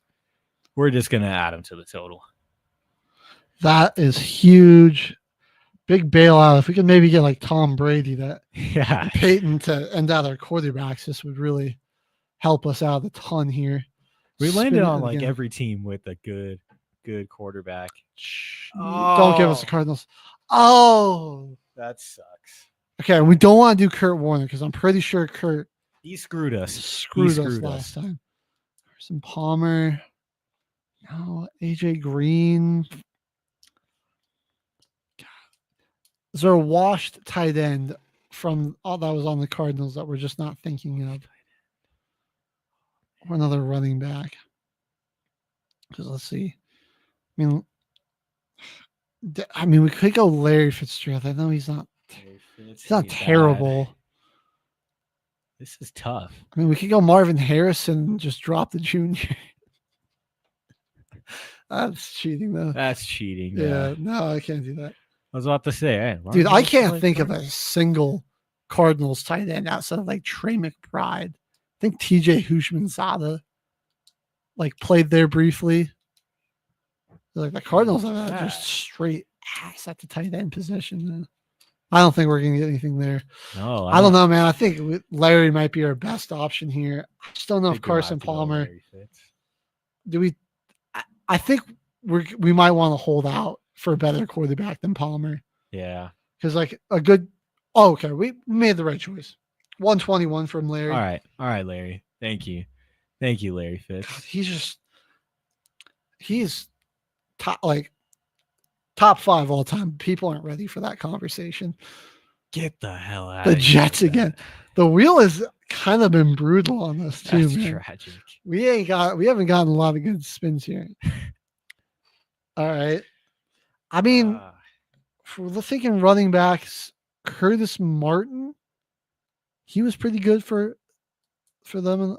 Keyshawn Johnson was kind of terrible. Did Frank Gore end up popping in there? Hold on. At one point? I think so. Because I think like if I just see like Frank Gore in the Jets jersey, dude, oh my God, he's wearing a Jets jacket there. Wikipedia Come load on. up for us real quick. We gotta double check. Jets in 2020. Yes. The Jets in 2020. I think Frank Gore, man, that guy just played for so long, and he was like big body that could still 81. That's pretty solid. That's good. I'll take that. We'll take that. That's a good pull, Frank Gore. Dude, I had to traverse the depths of my subconscious to pull that one out there. All right, can we stop getting the Jets and the Cardinals? Yeah, and get them give us like the Patriots, the Broncos, Steelers will be nice. All right, I hate that. All right, let's think tight ends. They have any good Steelers tight ends that we could go here? I mean, they had decent guys. I'm thinking like Heath Miller, Jesse James. None of those guys really had enough to. Oh, thinking back in like the.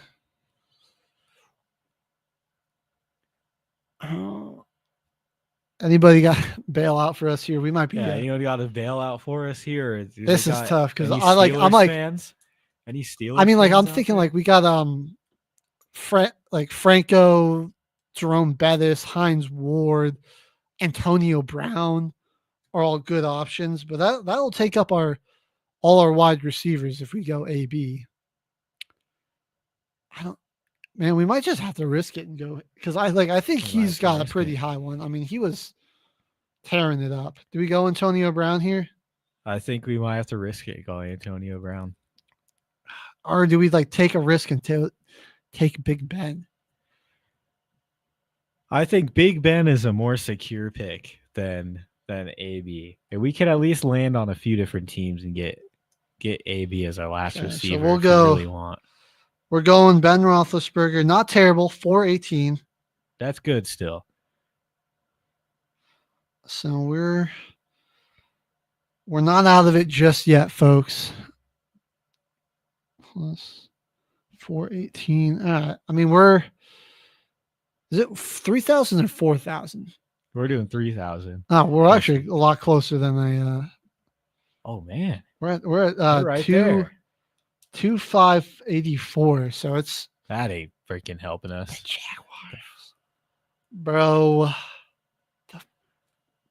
Okay, come on. We gotta I gotta try to pluck some washed up receiver that just stopped in there out of my head.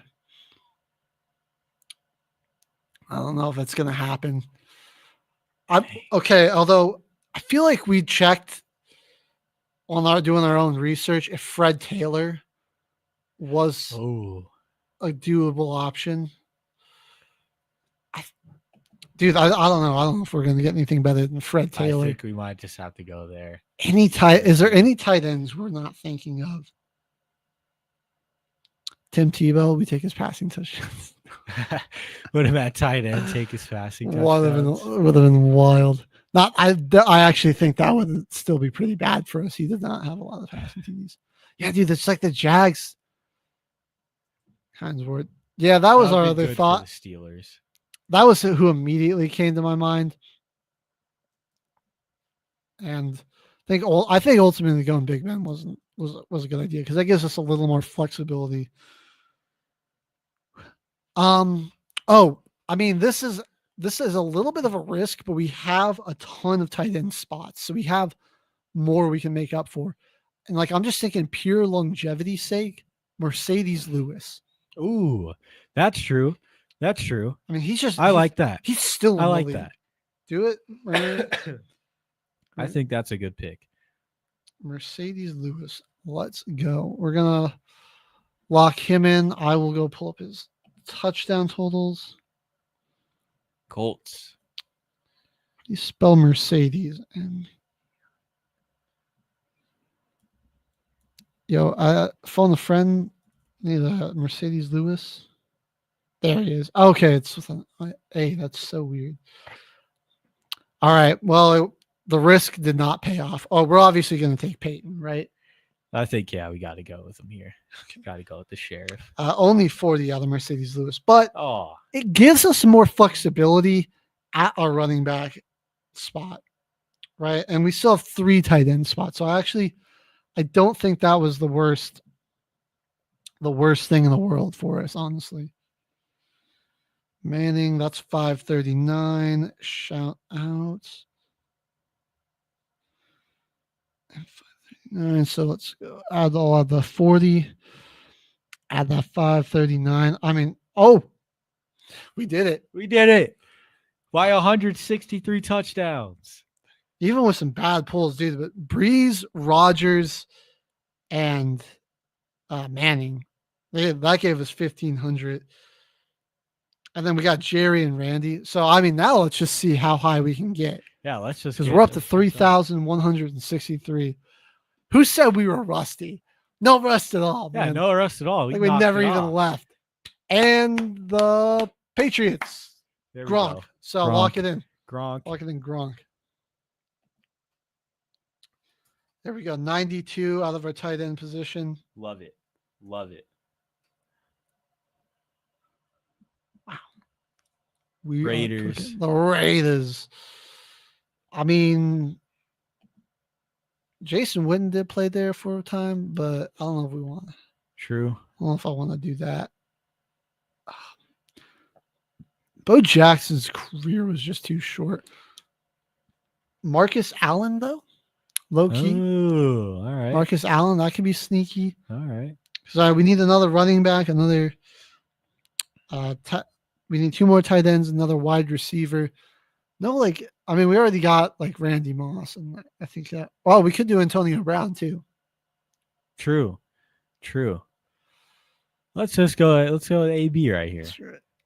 Yeah, I don't know where we're at. If we're gonna get some, or if we're gonna get any more good tight ends, but lock in AB. That is 84 or 83 for AB. So we on to our final 3 spins here. Feels good when you just don't have to worry about that. Oh, well, and then we're going to just get Tony Gonzalez. So then we got our number to beat for the next time we do the challenge. So, I mean, can we get to 3,500? Which I think we can. 111 from Tony Gonzalez. 2 more spins. Certainly gonna be doable. Lions. The Lions. I mean, the last running back spot, Barry Sanders. I like it. That seems pretty easy. And then whoever we get is whoever we get for the final tight end. Tight end. Here it comes. Look up. Broncos. Okay, so let's think, because Shannon's not doesn't have the greatest options for us, but he is our greatest tight end. I don't know if we'll think of anybody else that passed through that had more touchdowns. I mean, why not? We got it. Well, let's add Shannon. 99 for Barry Sanders, so that's a W. Yep, and doesn't matter. We beat 3,500, and Shannon Sharp is going to top us off with 62 touchdowns to give us our final number of 3,610 touchdowns. 3,610. We did it, folks. 5th time, I think, right? 5th time's the charm on the 3,000 career touchdown challenge. So, now the question is, Caveman, Do we continue the touchdown challenge and go to 4,000? Do we switch it up a little bit and try to get to 1 million career passing yards, 15 QBs? I kind of like that. I say we go with the passing yards and get 15 quarterbacks. Interesting and new type of challenge for us to test out here. This and then like this, sometimes you can just think about guys that played a while. Like I know for a fact, man, you're going to be seeing Vinny Testaverde on these lists. Warren Moon would be good for these, bro. And then, Hall of Famers like Troy Aikman might not be the best pulls because they only got like 30,000 something. We're looking for 40 plus is where you're really shooting for. So it'll be a interesting and different way to do it. Let us know what you guys think too. Would you rather see us try to do the touchdown challenge again or try to do this passing yard one? And we're going to give the NBA career points. What was it 300,000 we're going for? 300,000 career points. We'll be back to give that another shot as well. So yeah, we're going to not as easy as it looks. Yeah, that one's really tough. We might have to, I don't know how many we did, but we might have to add more positions or something. All right, you know what? We're going to jump into one more quick commercial break. And when we come back, we'll give you some final thoughts and some other sports news and information for you. So don't go anywhere. You're watching Till the Final Whistle on the only station that's giving our veterans a voice, Military Broadcast Radio.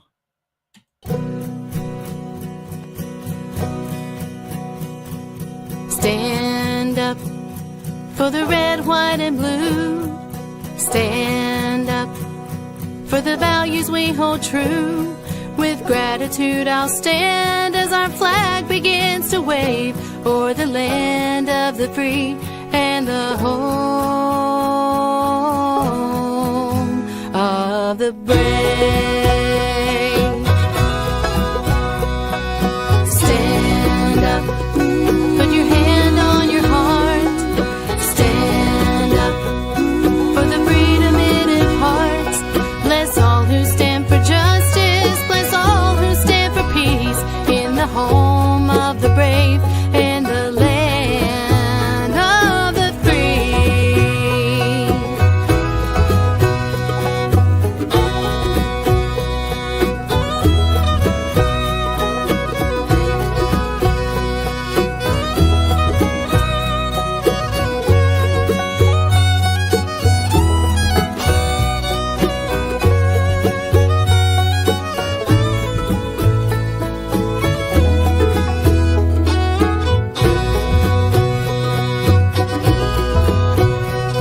Now our flag still stands for freedom, for which we paid the price.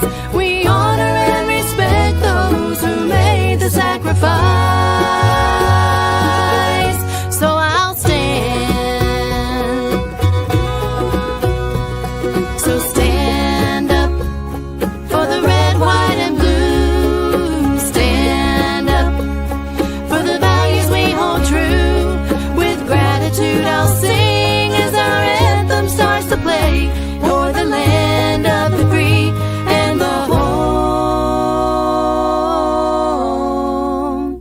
of the brave.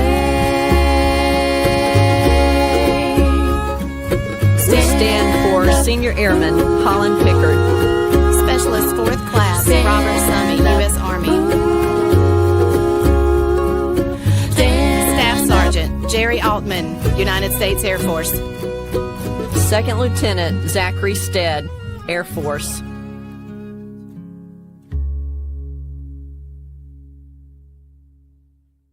The station where our veterans' voices are heard. MBR Talk. Program are those of the speakers and do not necessarily reflect the views or positions of any entities they represent. The web at mbradio.com. You are looking live. Welcome back, everybody, until the final whistle. HG and Caveman in the house for the final 10 minutes of today's show.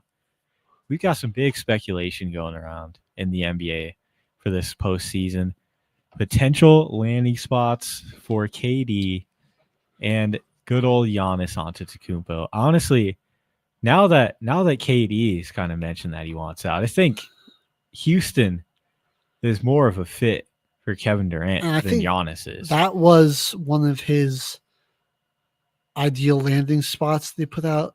He said Houston, Miami, which that almost just more seems like I want to go retire a retirement home.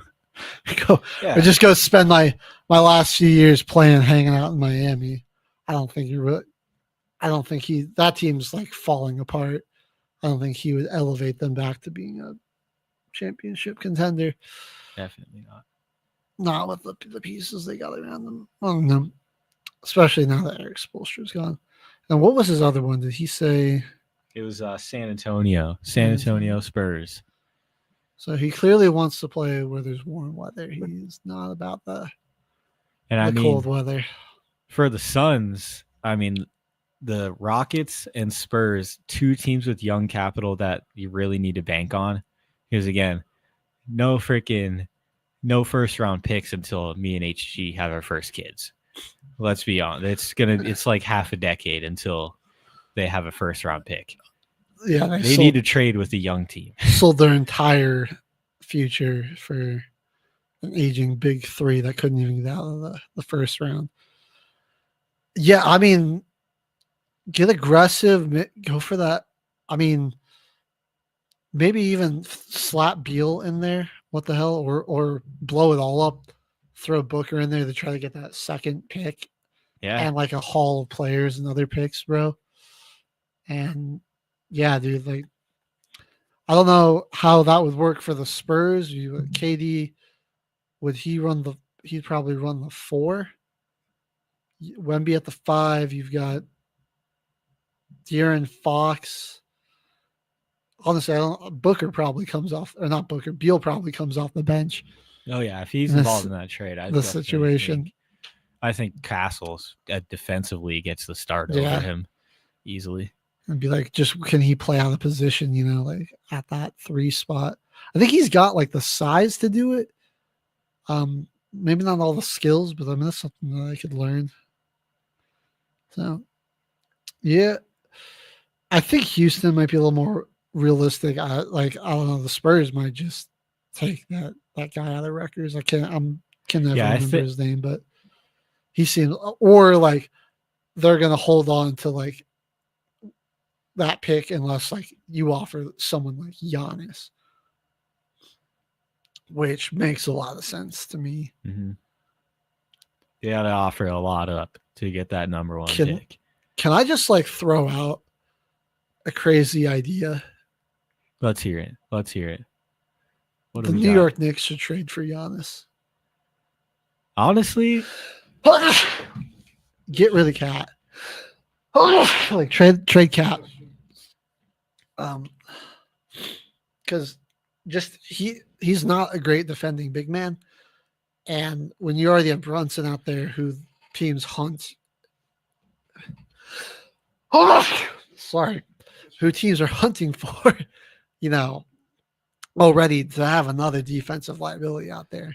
Yeah, it kind of makes the 2-man game that much easier as well. If you got your matchup in Cat and Brunson. Right.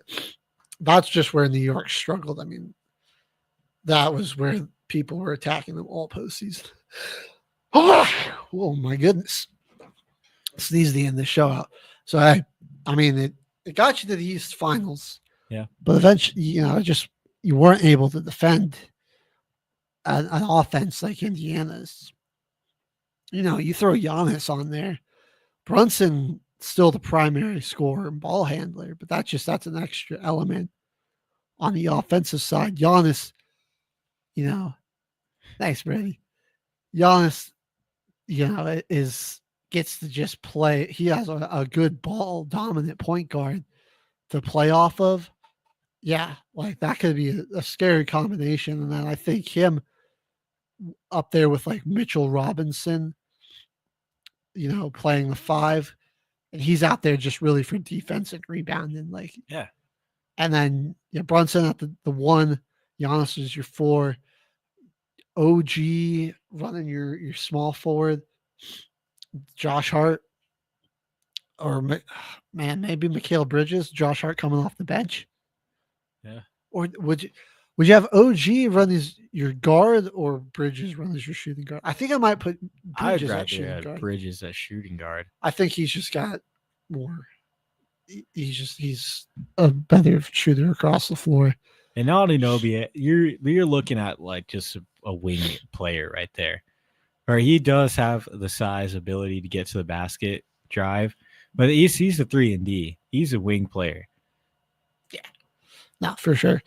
So will that happen? That seems pretty unlikely, but if that would be something that I think he should do.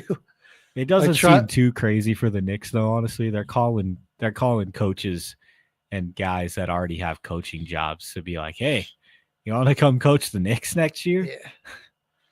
Now, other teams that I could see Giannis going to, that Spurs trade still makes a lot of sense. OKC, I kind of had them in there, but I don't think they're gonna give up their young core. Especially if they're about to win the championship. Do the Magic try? I mean, they just gave up way too many picks. I was like, did they try to make a play for him? But all the capital they could have had to there's get no him way. is gone. Oh, man, I'm just thinking where else he might make sense. Like the team, I don't think the Lakers have the ability to go get him. I know they'd want to.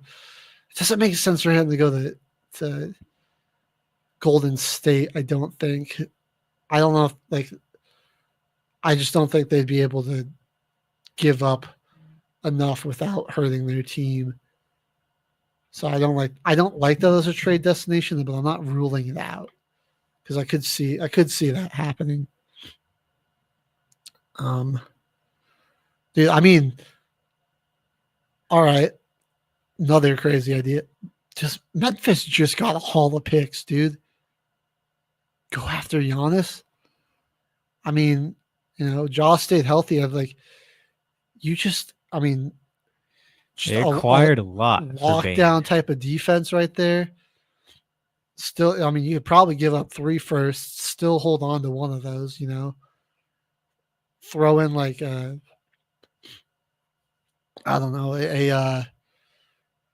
Gigi Jackson, Scottie Pippen Jr., cut like one of those kind of younger guys that's shown some promise. Boom. I think I don't know, like Giannis potentially back to the playing as a small forward would be very interesting to see right there. Keep Edie at the 5, Triple J as your 4. That's just massive lineup right there. Yeah, I mean, good luck. Crap. Or kind of go smaller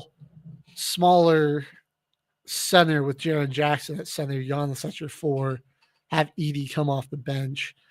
I think maybe that's probably better, is having Edie come off the bench. He's like good to get like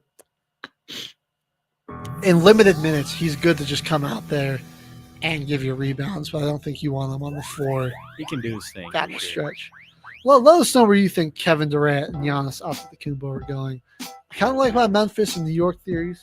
Those are some fun ones. Maybe the Clippers too. I'll just throw that out there. Sure. Clippers maybe. That's going to do it for another episode of Till the Final Whistle. We finally beat that 3,000 career touchdown challenge. I'm HG with my co-host K-Van. The wonderful H-Train on the soundboard. That's another episode of Till the Final Whistle, presented by Military Broadcast Radio, the station giving our veterans a voice. We'll see you next week. Ladies and gentlemen, thank you for tuning in to Military Broadcast Radio. As we wrap up today's show, we want to remind you that the podcast of today's episode will be available right after we go off the air. So if you missed any part of the show or want to listen again, be sure to check it out. And remember, we're here to support and honor our veterans. Your stories and experiences matter, and we are committed to giving you a platform to share them. That's right. We're here to give our veterans a voice. So don't forget to catch the podcast and stay connected with us, giving our veterans a voice.